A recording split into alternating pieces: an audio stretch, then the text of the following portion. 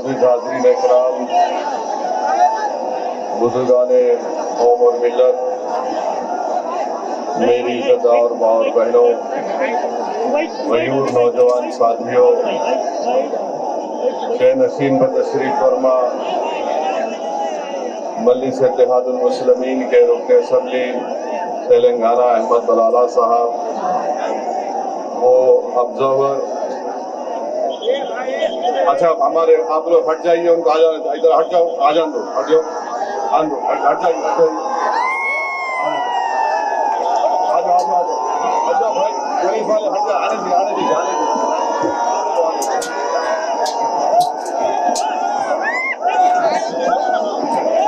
आराम से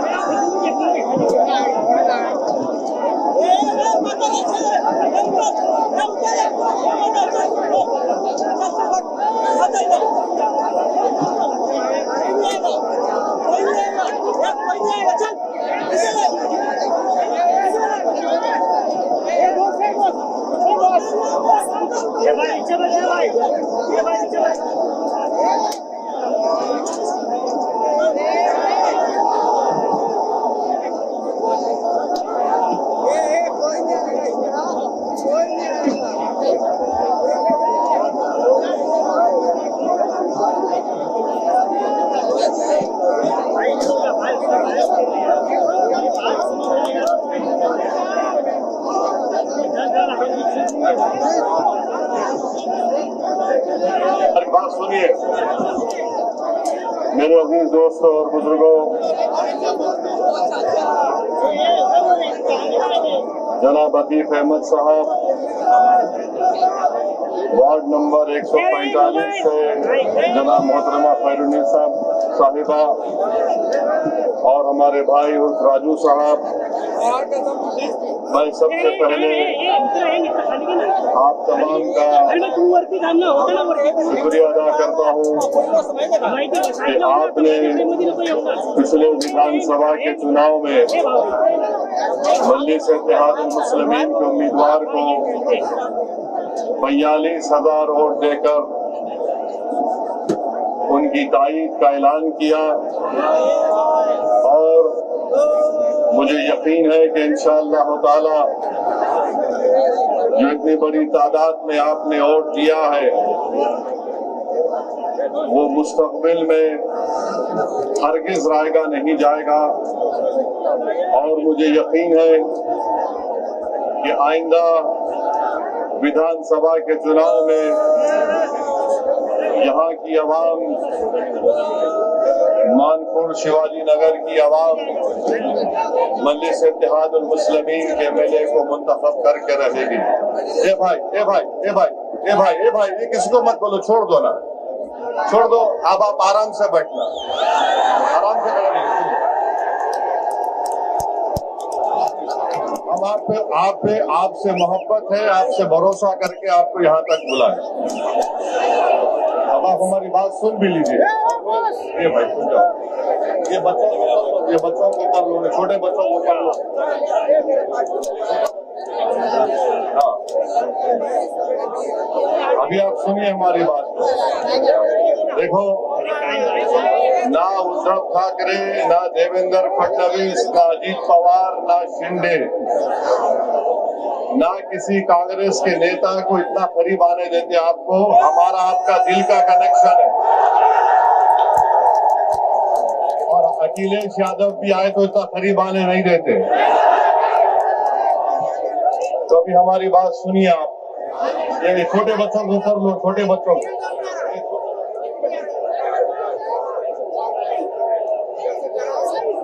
मेरे अजीज दोस्तों और बुजुर्गों,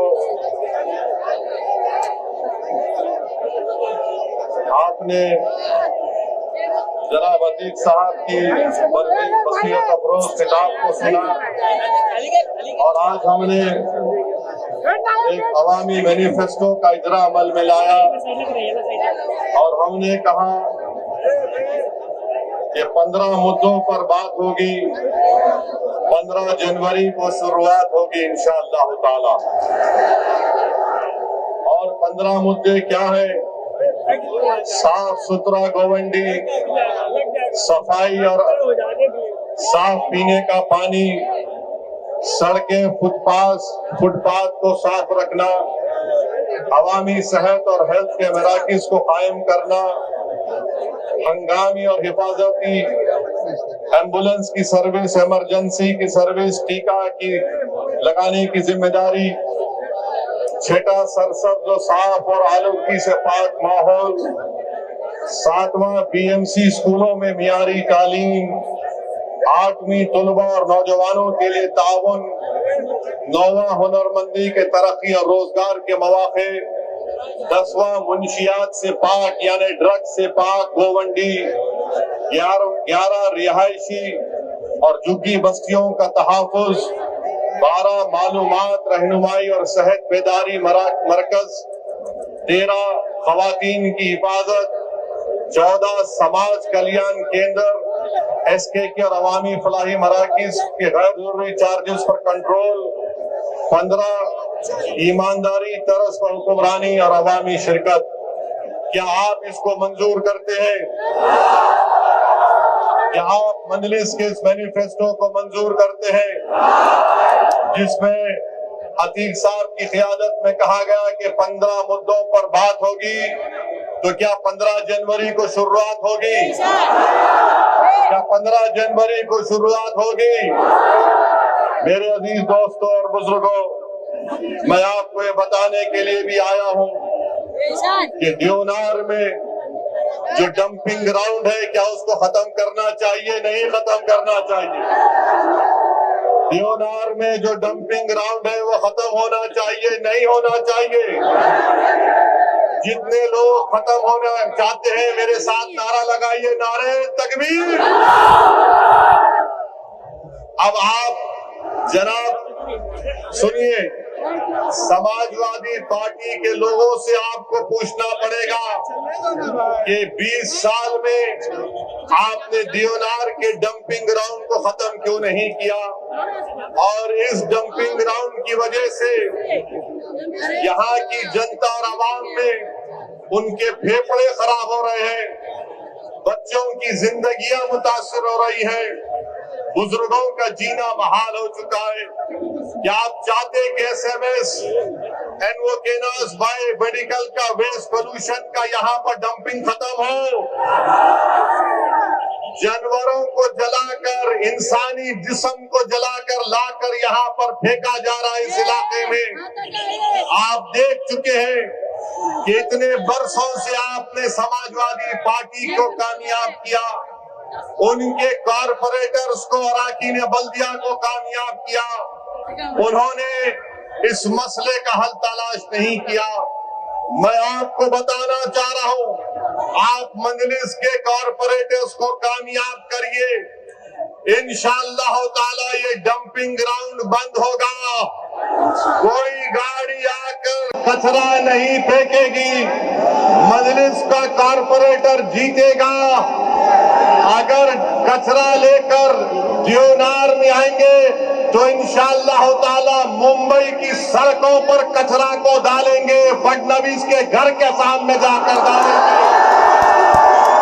ये आपको बताना पड़ेगा। 15 तारीख के दिन अस्पताल नहीं है, अस्पताल है तो डॉक्टर नहीं है, प्राइवेट अस्पतालों में जाकर गरीबों पर बोझ बन जाता है। 15 तारीख के दिन मजलिस के कॉरपोरेटर्स को कामयाब करिए, इंशाअल्लाह ताला अस्पताल बनेगा। अब सेहत खराब होगी तो फडणवीस की और अबू आसिम की सेहत खराब होगी इंशाअल्लाह ताला। जिस्मानी नहीं सियासी सेहत खराब हो। रुक जाओ, बच्चे को ले लो, बच्चे को ले लो। हाँ ले लो, आ जाओ बेटा, आ जाओ, आ जाओ। इस बच्चे के मुस्तकबिल के लिए आपको 15 तारीख को डालना है इंशाअल्लाह ताला। चौथी बात, गवर्नमेंट स्कूल नहीं है, गवर्नमेंट स्कूल नहीं। अभी सुनो,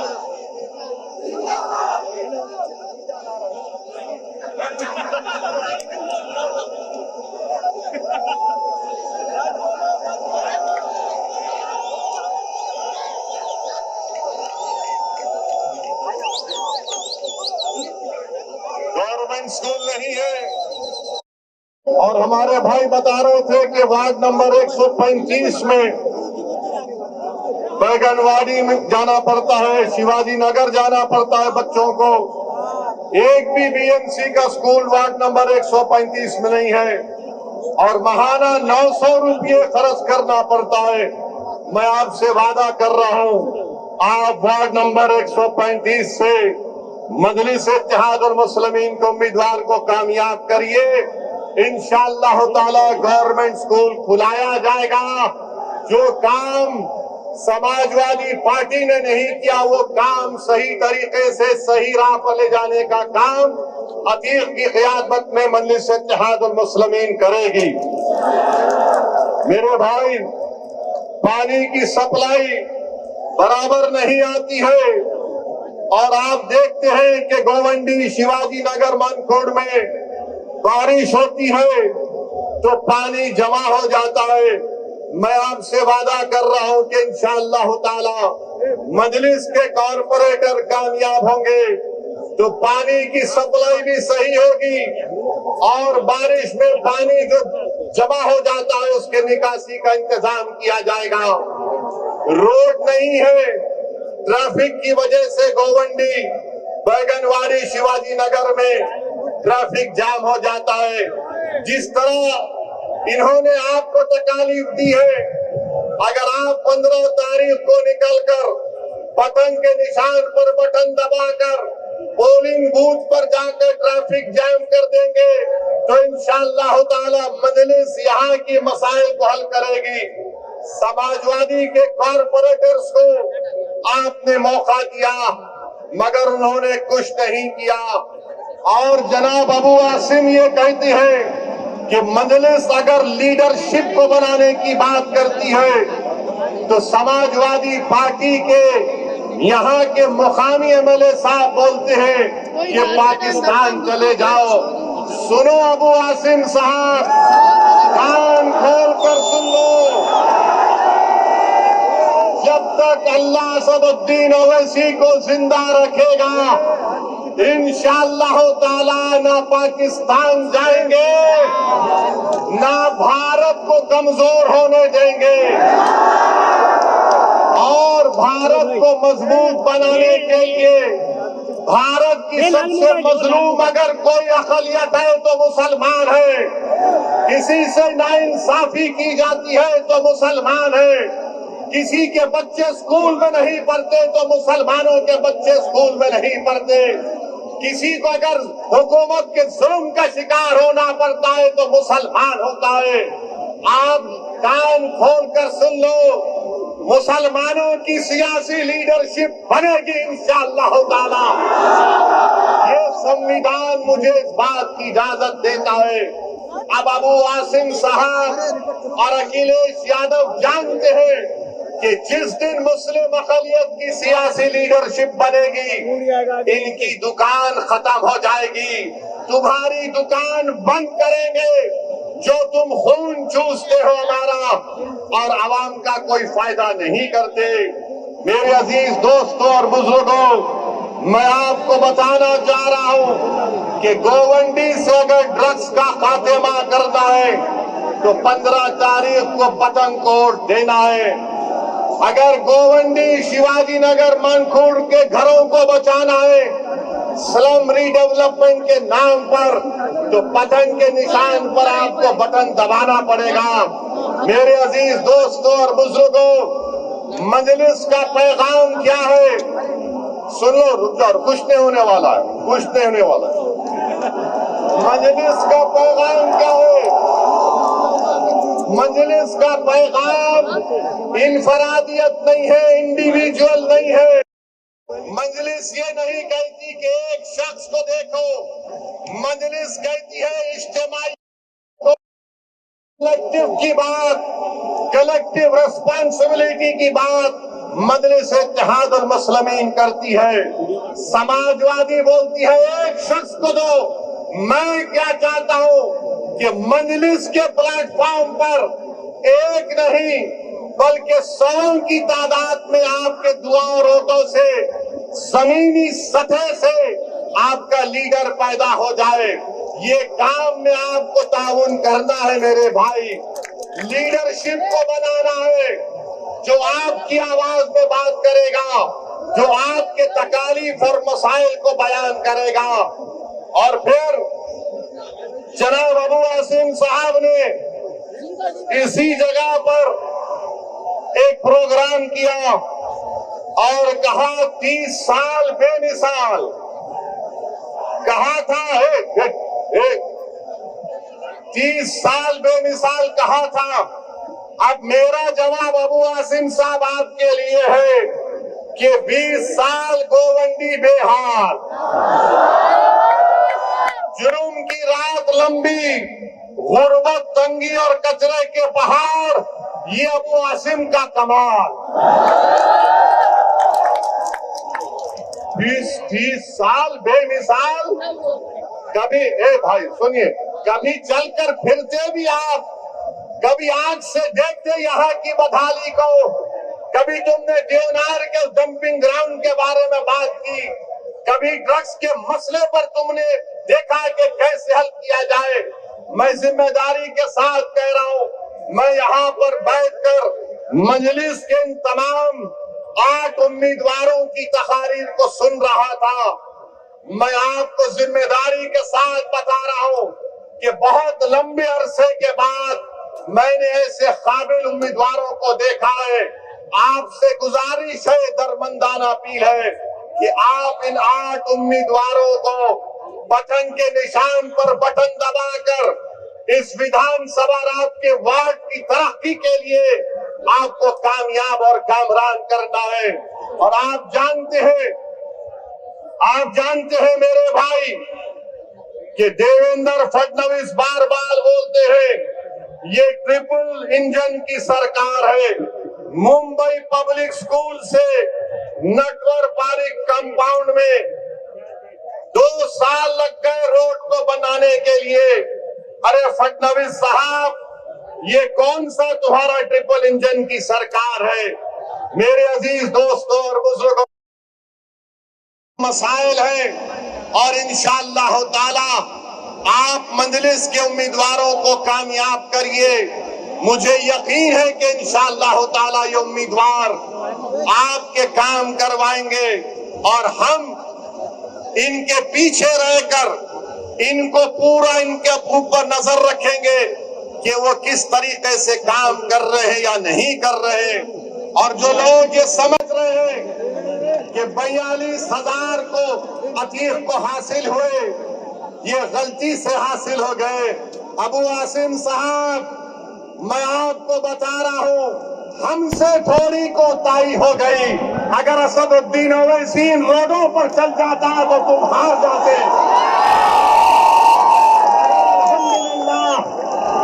अब गोवंडी के मानकुट शिवाजी नगर के हर घर में पतंग पहुंच चुकी है। हर घर में मजलिस का पैगाम पहुंच चुका है। मेरे भाई, एक सियासतदान के लिए आपने 20 साल उसको वोट दिया। बताओ 20 साल में ये बर्बादी कर दी गई है आपके इलाकों में। अगर आप इंसाफ चाहते हैं तो मैं नौजवानों से अपील कर रहा हूं कि आप मजलिस इत्तेहाद अल मुस्लिमीन को देकर कामयाब और कामरान करिए। और दूसरी बात ये है कि अभी हम सुन रहे हैं, मेरे भाई भाई सुनो, रुक जाओ थोड़ी देर, आई लव यू।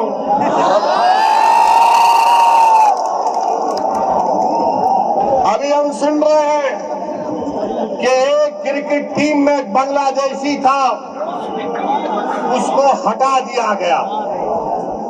बराबर ये बांग्लादेश में हिंदुओं पर जुल्म हो रहा, मैंने भी उसकी मजम्मत की, मगर ये तो बताओ मोदी जी, अगर बांग्लादेश में किसी की मॉब लिंचिंग होती है तो आपको गुस्सा आता है, मगर महाराष्ट्र के जलगांव में जिस बच्चे को मारा गया था उसके ऊपर आपको गुस्सा क्यों नहीं आता मोदी जी, फडणवीस जी? सबसे पहली मॉब लिंचिंग 2014 में मोदी की हुकूमत बनने के बाद पूना में मोहसिन शेख की हुई थी और जलगांव में सुलेमान पठान को उसी के दोस्तों ने मार मार कर उसको शहीद कर दिया। अगर बांग्लादेश में कोई हिंदू मरता है हम कंडेम करते हैं, मारने वालों को जालिम कहते हैं। मारने वाले जिन्होंने जलगांव में सुलेमान पठान को कहा वो भी जालिम है, उनका भी कंडेमनेशन होना चाहिए।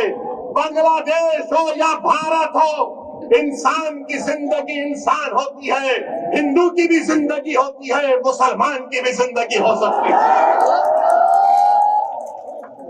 और हम पूरे बीजेपी वाले आज टीवी पर बाजा बजा रहे, हमने एक प्लेयर को वापस कर दिया। अरे सुनो, तुम क्या सबको बेवकूफ बनाना चाहते हो?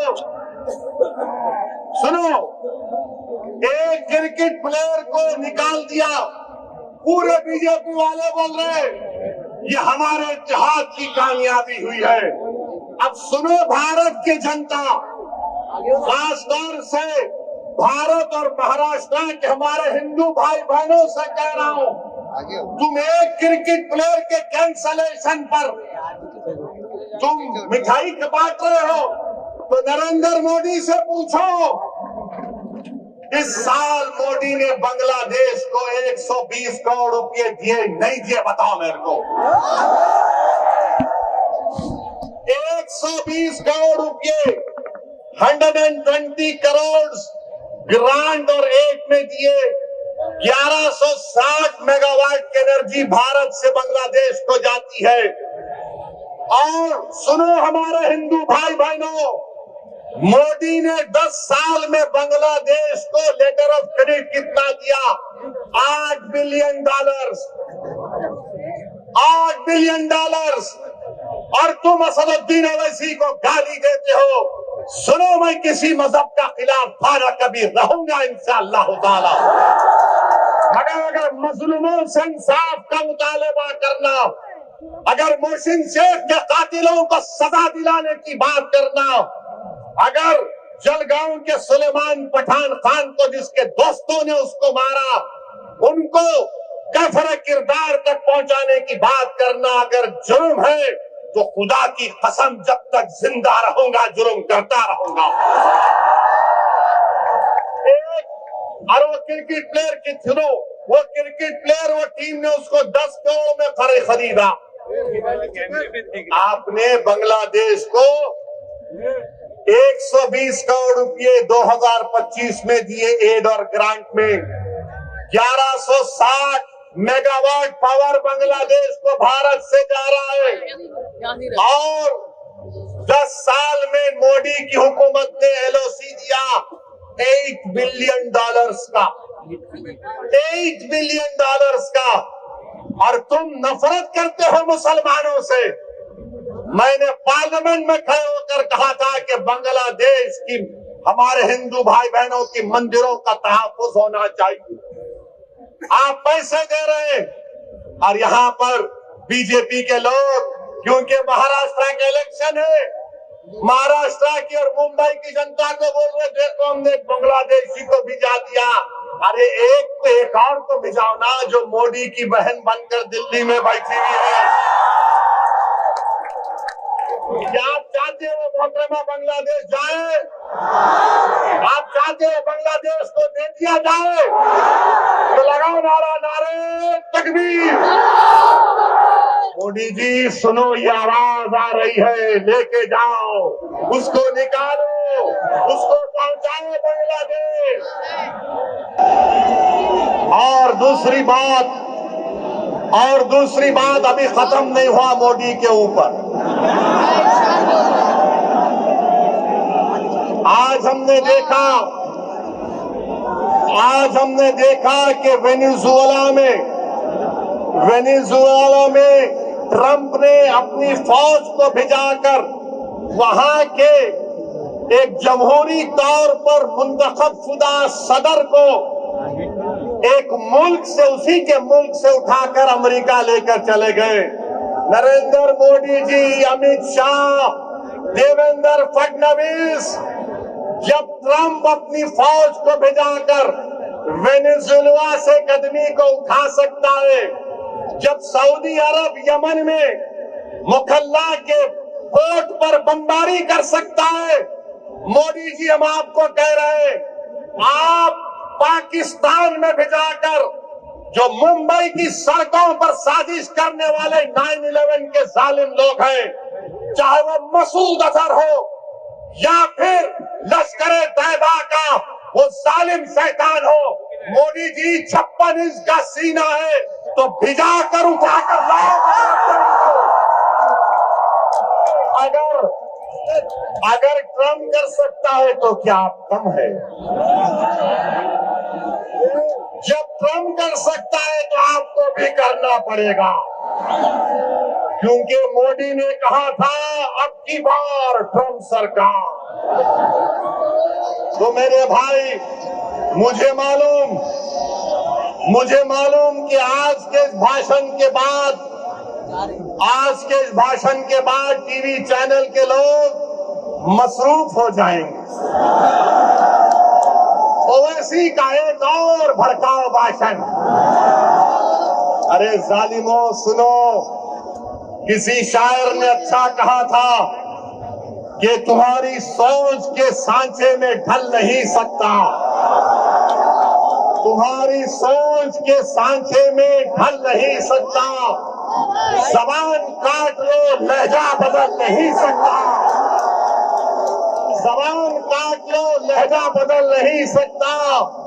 और सुनो नरेंद्र मोदी, देवेंद्र फडणवीस और अखिलेश यादव, मुझे भी मोम का समझ रहे हो क्या?